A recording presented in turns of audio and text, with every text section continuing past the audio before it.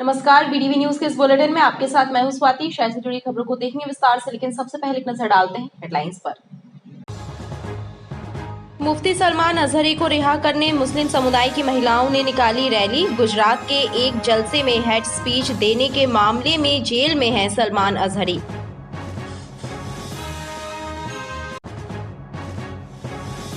Jabalpur medical university में nursing छात्रों ने किया जमकर हंगामा। परीक्षाएं न होने से नाराज हैं नर्सिंग छात्र। प्रदर्शनकारी छात्रों ने प्रदेश सरकार, शिक्षा मंत्री और मेडिकल विश्वविद्यालय प्रबंधन के खिलाफ की नारेबाजी।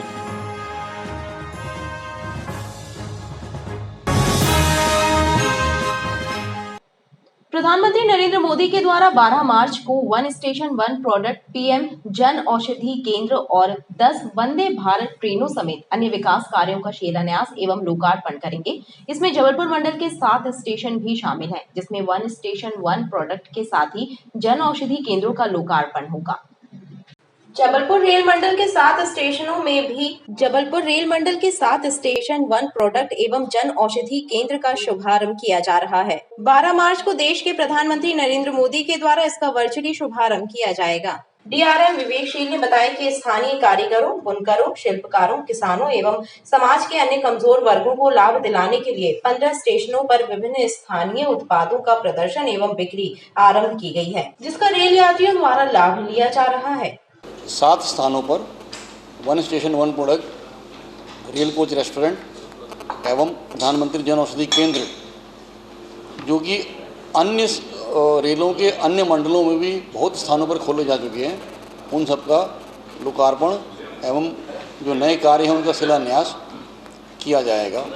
ये कार्यक्रम सुबह लगभग हमारे स्टेशनों पे तो 8 साढ़े 8 बजे शुरू हो जाएगा और माननीय प्रधानमंत्री साहब लगभग 9:15 बजे इस कार्यक्रम से जुड़ेंगे और उसके बाद इन सारी सुविधाओं का वे लोकार्पण करेंगे वीसी के द्वारा। ओएसओपी में हम लोग क्या करते हैं कि हमारा जो लोकल प्रोडक्ट है, जो कि हमारे कारीगर, बुनकर इत्यादि बनाते हैं, उनको स्टेशनों पर सेल करने के लिए एक लिमिटेड समय के लिए उनको मौका देते हैं। उससे उनके व्यवसाय को प्रचार प्रसार मिलता है, उनका बिजनेस बढ़ता है। और प्रधानमंत्री जन औषधि केंद्र के माध्यम से जो अभी नामित स्टेशन है, वहाँ पर जेनरिक मेडिसिन्स, जो कि क्वालिटी और स्ट्रेंथ में तो ब्रांडेड मेडिसिन के बराबर ही होती है, पर कीमत में उनसे थोड़ा उनके दाम कम होते हैं, तो ज़्यादा अफोर्डेबल होती हैं, तो उनकी सेल शुरू करी जाएगी। और तीसरा जो हमारा है रेल कोच रेस्टोरेंट, जो कि हमारा सतना का 2 स्थान पे हमारा ऑलरेडी बन चुका है, इनॉग्रेट हो चुका है, जबलपुर और रीवा में। सतना का हमारा तीसरा रेल कोच रेस्टोरेंट, जो कि रेल की कोच को ही रेस्टोरेंट का आकार दे दिया गया है, उसका आरंभ किया जाएगा। वहीं प्रधानमंत्री जन औषधि केंद्र एवं रेल कोच रेस्टोरेंट की जबलपुर, रीवा एवं सतना में शुरुआत की गई है। कलेक्ट्रेट के सभा कक्ष में आयोजित हुई टीएल बैठक में लोकसभा चुनाव की तैयारियों की समीक्षा कलेक्टर दीपक कुमार सक्सेना द्वारा की गई। इस दौरान उन्होंने निष्पक्ष चुनाव कराने संबंधी दिशा निर्देश दिए। कलेक्ट्रेट में आयोजित होने वाली समय सीमा बैठक में विभागवार कार्यों की समीक्षा के साथ ही कलेक्टर दीपक कुमार सक्सेना ने लोकसभा चुनाव की तैयारियों की भी जानकारी हासिल की और अधिकारियों को निष्पक्ष एवं पारदर्शी चुनाव संपन्न कराने के निर्देश दिए। सोमवार को हम लोग सभी साथ में बैठ के जो है अगले 1 सप्ताह के लिए जो कार्यक्रम है उस पर तय करते हैं उसको। अभी चूंकि अब चुनाव का समय आने वाला है, कल से इलेक्शन कमीशन की बैठक भी स्टार्ट हो रही है, तो हमारी सबकी प्रायोरिटी में भी चुनाव है, चुनाव की तैयारी है, उस पर आज डिस्कशन होगा।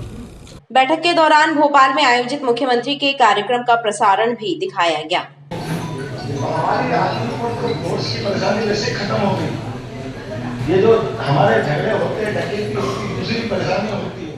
रविदास समाज के युवाओं को शिक्षा प्रदान करने के प्रति प्रोत्साहित करने के लिए संत रविदास समाज के द्वारा ग्वारीघाट स्थित आश्रम में मेधावी छात्र छात्राओं को सम्मानित किया गया। कार्यक्रम के दौरान 24 फरवरी को संत रविदास जयंती में आयोजित विभिन्न कार्यक्रमों में सहभागी बनने वाली समितियों के सदस्यों को भी स्मृति चिन्ह प्रदान किए गए। संस्था के सदस्यों ने बताया कि समाज की मुख्य धारा से जोड़ने के लिए बच्चों को शिक्षित करना आवश्यक है, लिहाजा इस पर जोर दिया जा रहा है। आज रविदास धाम ग्वारीघाट में सम्मान समारोह का आयोजन किया गया है। 24 फरवरी को जो गुरु रविदास जयंती मनाई गई थी, जिसमें समाज के सभी लोग शामिल हुए थे। आज उन अपनी सभी समितियों के अध्यक्षों का, बुजुर्गों का, और जो बच्चे अच्छे अंक लेकर आए हैं या जिन्होंने अपना नाम रोशन किया है खेल कूद की जगत में, अन्य क्षेत्रों में, आज उनका सम्मान किया जा रहा है। साथ ही सबको प्रशस्ति पत्र देकर, मोमेंटो देकर और प्रमाण पत्र देकर सम्मानित किया जा रहा है। स्वच्छता अभियान के तहत कटिया घाट में स्वच्छता रैली का आयोजन किया गया, जिसमें नुक्कड़ नाटक के जरिए लोगों को स्वच्छता का महत्व बताया गया। साथ ही पर्यावरण को साफ सुथरा रखने की शपथ दिलाई गई। स्वच्छता अभियान के तहत गौर कटिया घाट में नगर निगम और क्षेत्रीय जनप्रतिनिधियों के द्वारा स्वच्छता रैली निकाली गई। रैली के जरिए आम जनमानस को स्वच्छता का संदेश दिया गया। चलो ऐसे आओ। कौन रखेगा? नुक्कड़ नाटक के जरिए लोगों को स्वच्छता का महत्व बताया गया और गंदगी से होने वाली परेशानियों से अवगत कराया गया। Aunty, Annu aunty. हाँ बेटा, क्या हुआ? अरे आंटी, आपने कचरा हमारे बाजू वाले प्लॉट में फेंक दिया। बेटा कब से गाड़ी का इंतजार कर रही थी, गाड़ी नहीं आई तो मैंने फेंक दिया। अरे आंटी, गाड़ी तो रोज आती है और गाना भी गाती है, गाड़ी वाला आया घर से कचरा निकाल। और मेरे टाइम पे तो नहीं आती ना। अन्नू आंटी को सोने से फुर्सत ही नहीं है। आंटी, अगर ऐसा हुआ तो आप जानते हैं कि इस तरह से जब हम कचरा फेंकते। आज रानी यवंतीबाई वार्ड के अंतर्गत कटिया घाट में नगर निगम के द्वारा स्वच्छता रैली का आयोजन किया गया, जिसमें बड़ी संख्या में भारतीय जनता पार्टी के कार्यकर्ता, सभी गणमान्य नागरिकगण, मातृशक्ति उपस्थित हुई। यहाँ पे नाटक मंचन के द्वारा भी स्वच्छता का संदेश दिया गया। हम सभी संकल्प ले रहे हैं, आज पहले भी ले चुके हैं, आने वाले समय में जबलपुर को हम स्वच्छता में देश में नंबर 1 बनाएंगे। इस दृष्टि से हम लगातार प्रयास कर रहे हैं, हमारे गांव में भी स्वच्छता रहे, इसको लेकर सभी ग्रामवासियों ने आज शपथ ली है। स्वच्छता रैली में क्षेत्रीय महिलाएं और बुजुर्ग भी शामिल हैं। तो फेंकना चाहिए। नहीं, आप बिल्कुल सही बोल रही हैं। ऐसा नहीं करना है, हमें किसी को भी नहीं करना है। गोकलपुर तालाब में मछुआरा घाट तक जाने का रास्ता बंद हो जाने से परेशान मछुआ माझी समाज के लोगों ने जिला प्रशासन से मदद की गुहार लगाई है। कलेक्ट्रेट कार्यालय पहुंचे लोगों ने तालाब तक जाने वाले मार्ग को खोले जाने की मांग की है। मछुआ मजदूरी सहकारी समिति के सदस्यों ने कलेक्ट्रेट कार्यालय पहुंचकर गोकलपुर तालाब घाट तक जाने वाले मार्ग को खोले जाने की मांग की है। समिति के सदस्यों का कहना है कि इंजीनियरिंग कॉलेज की बाउंड्री वॉल का निर्माण होने की वजह से रास्ता बंद कर दिया गया है, जिसकी वजह से मछुआरों को तालाब तक पहुंचने में दिक्कत हो रही है और उनकी रोजी रोटी पर संकट मंडराने लगा है। हम लोग कलेक्ट्रेट महोदय का आज ज्ञापन देने आए हुए हैं कि हमारे माझी समाज के जो 70 परिवार का भरण पोषण गोकलपुर तालाब से होता है और उधर उनको रास्ता नहीं दिया जा रहा है, बाउंड्री वाल हो रहा है, मिनी स्टेडियम जो बनाए जा रहे हैं। तो मेरा कलेक्टर महोदय से ये निवेदन है कि हमारे ये 70 परिवार का जो भरण पोषण उस तालाब से चलता है, तो उनको वहाँ से रास्ता दिया जाए जिसमें उनका परिवार का भरण पोषण हो सके। गोकलपुर तालाब में जो मछुआ समिति है, वहाँ पर छोटा स्टेडियम बना जा रहा है, तो जिसके कारण जो हमारी समिति के लोग हैं, जो रोजी रोटी जिनको मछली पकड़ना है, मंदिर भी, तो उनको आने जाने का जो रास्ता नहीं दिया जा रहा, उनको बहुत दिक्कत और परेशानियाँ हो रही। तो हम चाह रहे हैं शासन से कि उनका स्टेडियम बना सके, लेकिन हमारे भाइयों के लिए वहाँ उनका रोजगार है, तो उनके लिए रास्ता दिया जाए। लगभग कितने लोगों का परिवार इससे? 70 परिवार है भैया, जिनकी रोजी रोटी उस तालाब से चलती है। आप लोग क्या चाह रहे हैं? हम लोग चाह रहे हैं कि इनको रास्ते दिया जाए कि उनको सुचारू रूप से आने जाने में उनको परेशानी ना हो। समिति ने बंद रास्ते को खोले जाने की मांग की है। नर्सिंग छात्र संगठन के तत्वावधान में सोमवार को सैकड़ों नर्सिंग छात्रों ने मध्य प्रदेश आयुर्विज्ञान विश्वविद्यालय में प्रदर्शन किया। परीक्षाएं आयोजित कराए जाने की मांग कर रहे नर्सिंग छात्रों ने प्रदेश सरकार, शिक्षा मंत्री और मेडिकल विश्वविद्यालय के प्रति आक्रोश जाहिर करते हुए जमकर नारेबाजी की। परीक्षाएं न होने से नाराज नर्सिंग छात्रों का आक्रोश लगातार बढ़ता जा रहा है। सोमवार को सैकड़ों नर्सिंग छात्रों ने मध्य प्रदेश आयुर्विज्ञान विश्वविद्यालय जबलपुर में धरना और प्रदर्शन किया। छात्रों ने प्रदेश सरकार, शिक्षा मंत्री और मेडिकल यूनिवर्सिटी प्रबंधन के विरुद्ध जमकर नारेबाजी की।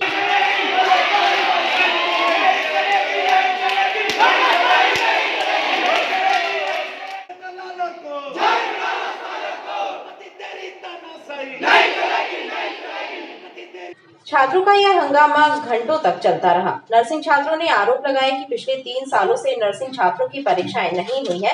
उन्होंने लाखों रुपए फीस जमा की है, लेकिन समय पर परीक्षाएं न होने से अलग अलग कॉलेजों में पढ़ रहे सैकड़ों हजारों नर्सिंग छात्रों का भविष्य अंधकार में डूब रहा है। लेकिन ना तो सरकार उनकी कोई चिंता कर रही है और ना ही विश्वविद्यालय प्रबंधन। ऐसे में नर्सिंग के छात्र आत्महत्या करने को मजबूर हो गए हैं। नर्सिंग छात्रों ने सरकार और विश्वविद्यालय प्रबंधन से परीक्षाएं जल्द कराने की मांग की है। जमीन बेच के, कोई लोन लेके, कोई कैसे भी कैसे करके सर पे हम लोग के फीस जमा करवा रहे हैं। और कॉलेज वाले सर अब हम लोग के फर्स्ट ईयर के तक के एग्जाम नहीं हो पाते और हम लोग के 3-3 साल की सर फीस जमा करवा ली गई, 5-5 लाख रुपए फीस जमा कर रही सर। अब हम लोग वो उठा रहे हैं। ये सर क्लाइंट में हम लोग खुद इतने परेशान हो चुके हैं सर। मैं सतना में मनोज जैन मेमोरियल कॉलेज का स्टूडेंट हूँ। मतलब हम लोग इतना परेशान हो चुके हैं सर इस MPMS यूनिवर्सिटी से कि किसी भी हाल में हम लोग के पेपर नहीं हो रहे। सर हमारे घर वाले भी सपोर्ट नहीं करते। हमारा शिक्षा मंत्री कहाँ है? उनको कुछ है कि बच्चे यहाँ नर्सिंग वाले वो हो रहे हैं ना, टाइम से पेपर हो रहा है। 4 साल का कोर्स है, हम लोगों को 8 साल में डिग्री मिलेगी। क्या मतलब है ऐसी डिग्री का, ये बताइए। पैसा तो हम लोग सब दे रहे हैं ना। कोई जो मिडिल क्लास का वो घर बेच के अपना जाकर जमीन गिरवी रख के दे रहा है, कोई लोन लेकर, तो कौन देगा ये लोन? हमारा कहाँ है एजुकेशन? पेपर 4-5 साल का होगा, ये बताइए। हम लोग 4 साल कंप्लीट होने वाला, अब पेपर हम फर्स्ट ईयर का नहीं दिए, उसका क्या होगा? कौन इसकी भरपाई करेगा? सर प्रदर्शन इसलिए है कि हम लोग एक बैच में, एक फर्स्ट ईयर में 4 साल से हैं सर, एक ही बैच में पढ़ रहे हैं। 4 साल का फी पे कर चुके हैं सर। हम लोग गरीब घर से आते हैं, 4 साल का पैसा जमीन बेचकर पैसा पे किए सर, और अभी तक एग्जाम नहीं हुआ है। और ना तो हमारी बातें यूनिवर्सिटी सुन रही है, ना तो मध्य प्रदेश सरकार सुन रही है, ना तो यहाँ के शिक्षा मंत्री सुन रहे हैं। कोई सब सोए हुए हैं सर। हम लोग क्या करें? हम लोग बताइए। हम लोग को ना घर का रहे ना घाट का रहे, कोई सुनने वाला नहीं है। हम लोग का क्या करें? यहाँ पे शांतिपूर्ण तरीके से यहाँ 20 माह आंदोलन कम से कम हम लोग कर रहे हैं सर, लेकिन कुछ नहीं हम लोग को सुना जा रहा है, ना कोई हम लोग को सुनने वाला है नहीं सर। क्या है वजह सर यहाँ पे भ्रष्टाचार सर, टोटल भ्रष्टाचार, कॉलेज भ्रष्टाचार। यूनिवर्सिटी मान्यता सरकार, यहाँ की गवर्नमेंट मान्यता दी भ्रष्टाचार कॉलेज को, इसके चक्कर में सारे स्टूडेंट फंसे। और हम लोग का क्या गलती सर? हम लोग जो यूनिवर्सिटी मान्यता दी उस मान्यता को देखते हुए हम लोग यहाँ पे एडमिशन लिए, और अब जाकर के उन कॉलेजों को अनसुटेबल कर दिया गया है और सुटेबल कॉलेज को एग्जाम लिया जा रहा है। तो सर हमारा कहना है एग्जाम सबका एक साथ होना चाहिए। दूसरी ओर विश्वविद्यालय प्रबंधन का कहना है कि माननीय उच्च न्यायालय द्वारा दिए गए दिशा निर्देशों के तहत विश्वविद्यालय प्रबंधन ने परीक्षाएं आयोजित करने की तैयारी पूरी कर ली है। जल्द ही विश्वविद्यालय परीक्षाओं की समय सारणी भी घोषित कर देगा। ये जो वर्तमान छात्र हैं, इनकी परीक्षाएं होनी थी 28 फरवरी 2023 में। माननीय न्यायालय ग्वालियर में एक PIL दायर की गई, जिस पे माननीय न्यायालय ने अंतरिम रोक लगा दी, स्टे लगा दिया उस एग्ज़ाम पे। प्रकरण की गंभीरता को देखते हुए विश्वविद्यालय की तरफ से, शासन की तरफ से माननीय महाधिवक्ता जी स्वयं पैरवी कर रहे थे इस प्रकरण में। अभी माननीय जबलपुर उच्च न्यायालय द्वारा निर्णय दिया गया है, जिसके आधार पर विश्वविद्यालय उस निर्णय का अक्षरशः पालन करने के लिए प्रतिबद्ध है, और हम अक्षरशः उसका पालन करते हुए जो सूटेबल कॉलेज हैं उनके लिए शीघ्र ही समय सारणी जारी कर रहे हैं। बच्चों की परीक्षाएं शीघ्र कराई जाएंगी। प्रदर्शनकारी नर्सिंग छात्रों का कहना है कि अगर जल्द ही उनकी परीक्षाएं आयोजित नहीं की गईं, तो अब छात्र सड़कों पर उतरकर उग्र प्रदर्शन करने मजबूर होंगे। श्रीधाम और विक्रमपुर स्टेशन के बीच विगत दिनों आस्था ट्रेन और ट्रॉली के बीच हुई टक्कर के मामले की जांच के लिए DRM ने 3 सदस्यीय कमेटी का गठन किया था। जांच कमेटी ने दोषी अधिकारी कर्मचारी की पहचान कर ली है और अब उनको नोटिस जारी कर जवाब तलब किया है। DRM विवेक शील के अनुसार दोषियों से जवाब मांगा है और उसके बाद चार्जशीट तैयार की जाएगी। उन्होंने कहा कि दोषी कर्मचारी अधिकारी पर सख्त कार्यवाही की जाएगी। जांच हमारे 3 अधिकारियों की कमेटी ने कर ली है। अलग अलग 3 डिपार्टमेंट के अधिकारियों की एक जॉइंट कमेटी बनी थी। उन्होंने जिन लोगों ने वहाँ पर लापरवाही से काम किया है उनको विद नेम आइडेंटिफाई कर लिया है। उनकी जिम्मेदारी तय की जा चुकी है कागज़ के ऊपर और उनको चार्जशीट जारी की जा चुकी है। अब चार्जशीट की कार्रवाई चल रही है, उसमें उनको भी एक मौका दिया जाता है बताने का। वो तो पूरी प्रशासनिक कार्रवाई करनी पड़ती है और उसके बाद यदि जांच की कार्रवाई के बाद भी ये सिद्ध होता है कि हाँ इनकी गलती थी, तो उनके ऊपर ज़रूर गंभीर कार्रवाई करी जाए। सर किस डिपार्टमेंट के हैं ये जो? अब ये मत पूछिए, ये डिपार्टमेंटल प्रोसीडिंग है, कार्रवाई हो रही है। रेलवे का ही आदमी है और कार्रवाई होने पर आपको सब पता चल जाएगा। गुजरात में हेड स्पीच देने के मामले में पुलिस ने मुफ्ती सलमान अजहरी को गिरफ्तार किया है। सलमान अजहरी को रिहा करने की मांग भी उठ रही है। जबलपुर में मुस्लिम समाज की महिलाओं ने जुलूस निकालकर मुफ्ती की रिहाई की मांग राष्ट्रपति द्रौपदी मुर्मू से की है। मुस्लिम समाज की महिलाओं ने सुबह शाह मैदान से एक विशाल जुलूस निकालकर मुफ्ती सलमान अजहरी की रिहाई की मांग की। महिलाओं ने बताया कि गुजरात में 31 जनवरी को एक कार्यक्रम के दौरान अजहरी ने एक शेर पढ़ा था। उसके बाद उन्हें गिरफ्तार कर लिया गया था। 1 महीने बाद भी उन्हें रिहा नहीं किया गया, लिहाजा मुफ्ती को जल्द रिहा किया जाए। शेर में मौलाना साहब ने किसी जाति विशेष का नाम नहीं लिया, किसी धर्म विशेष को टारगेट नहीं किया, किसी समुदाय विशेष को टारगेट नहीं किया, बल्कि उन्होंने एक लफ्ज़ का इस्तेमाल किया और जिसकी वजह से उनके ऊपर FIR दर्ज कराई गई और पुलिस ने उन्हें गिरफ्तार किया। कोई बहुत बड़ी बात नहीं थी कि जिसकी वजह से उन्हें गिरफ्तार किया गया, लेकिन आज उनको अपने घर से निकले हुए 1 माह हो रहे हैं और वो अपने घर नहीं पहुंचे हैं और पुलिस ने उन्हें गिरफ्तार करके रखा हुआ है।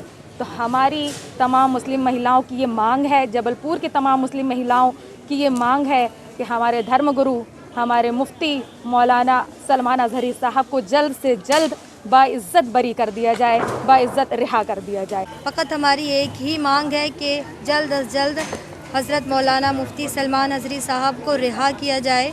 जैसे कि अभी सुनने में आ रहा है कि उनको 3 महीने की जेल की सज़ा भी सुना दी गई है।